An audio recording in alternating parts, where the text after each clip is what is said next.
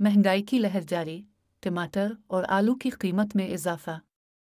एक हफ्ते के दौरान महंगाई में इजाफा सामने आया है, जबकि सालाना बुनियादों पर महंगाई की शरह 29.8% रिकॉर्ड की गई।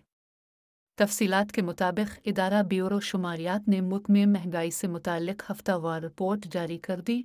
रिपोर्ट के मुताबिक मुल्क में एक हफ्ते के दौरान महंगाई में 0.73% इजाफा हुआ, जबकि सालाना बुनियादों पर महंगाई की शरह 29.8% रिकॉर्ड की गई।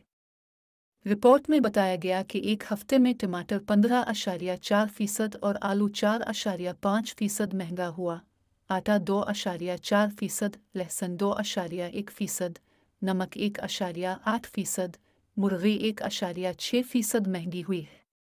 इदारा शुमारियात की रिपोर्ट के मुताबिक गुज़िश्ता हफ्ते गुड़, घी, चावल और दालों की कीमत में मामूली कमी हुई। इदारा शुमारियात की रिपोर्ट में बताया गया कि एक हफ्ते में 20 अशिया की कीमतों में इजाफा और 8 की कीमत में कमी हुई, जबकि 23 अशिया की कीमतों में इस्तेहकाम रहा।